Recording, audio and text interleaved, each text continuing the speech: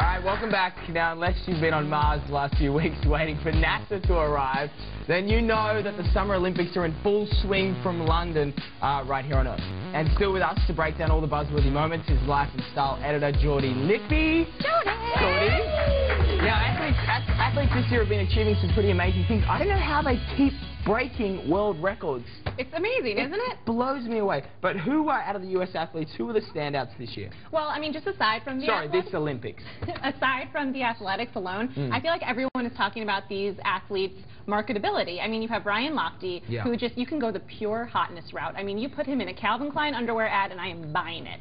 But then you can go, you know, all the powerhouse girls. You've got Gabby Douglas, who not only is an incredible athlete, but she's got that gorgeous smile. Everyone loves her personality. And the same goes for Destiny Hooker and for Missy Franklin. They just seem to really be enjoying themselves, are so appreciative of the moment that they're in right now. So I feel like they are just going to transcend the whole Olympics and become these massive celebrities. The highs are definitely the highs. But then there's this whole dark side of the Olympics that seems to be happening. There's a lot of controversy going on right now. There's a ton of controversy. You have, I feel like social media is really playing into this Olympics.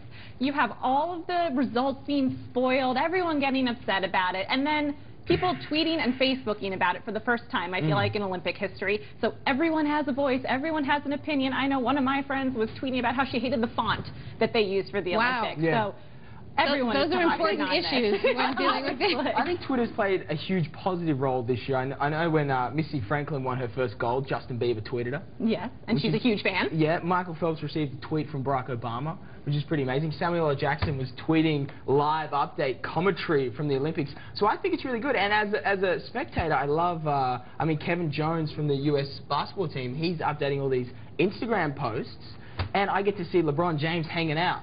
I get to see all that. So you I see like Kobe the Bryant positive side of social media. Don't you think there needs to be some control over it? And I hate to say that because I would never want to control what people are saying. But when you're representing your country, there has to be some sort of line that you can't cross. Like, you should not be calling other teams fat or ugly or stupid or whatever. But that's what's happening. But they're kids. You have to remember that they're just kids. But they are representing their country. And it's a totally different thing. It's like going to school. When you go out in your school uniform, you have to act a certain way. Well, that's why they won't get the cornflakes box like Gabby does. No, they won't. Wait, I tell you one thing that's bugging me is that NBC's doing a great job with the coverage, but at 4:50 the other day when the men's 100-meter final was on, they had equestrian on. They're saving their main events for prime time, obviously, but it's so frustrating. It's a Sunday afternoon. You want to watch these events, and they're holding on to it. And you have to go onto their online site to watch it. But you know what? I keep complaining about that, but I am staying up until midnight every single night watching it. So they're doing something right, and ad revenues are way up. So whatever they're doing is working, even though we're all complaining about it.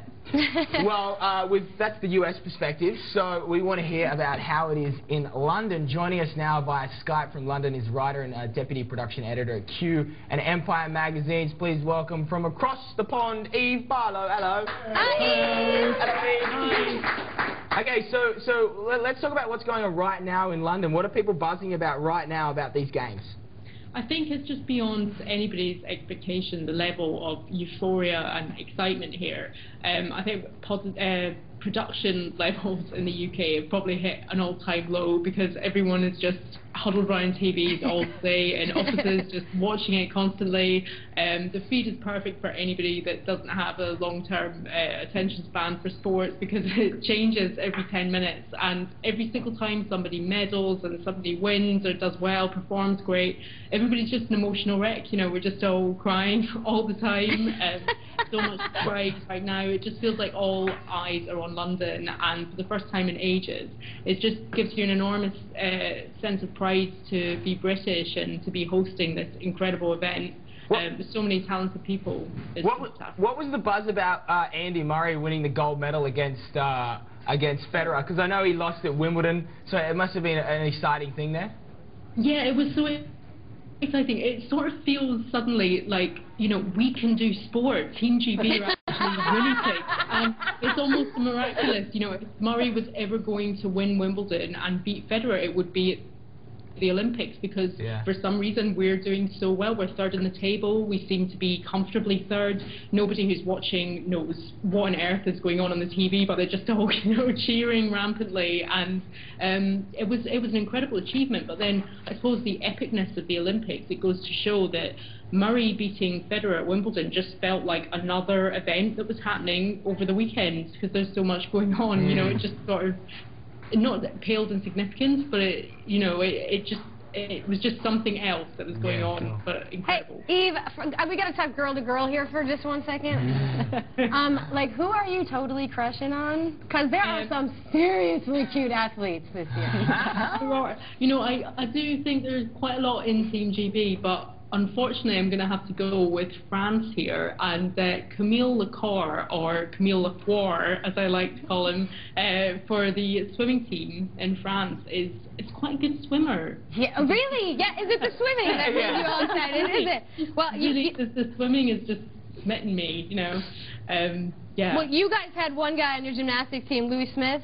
Louis? Oh, yeah. Oh, yeah. That's my dude. So if you see him, tell him I said hi. Call me. Okay. Thank you. I'll send him over there. Thanks so much. Thank you, Eve, for calling in. No problem. And thank you, Jordi, for stopping by. Of course. Always nice to have you. All right, the latest issue of Life and Style with our Pats and K-Stu on the covers on newsstands right now. But before we go, Jason may be counting the medals. But the way I watch, everyone wins, and these games have been absolutely fabulous. That's right.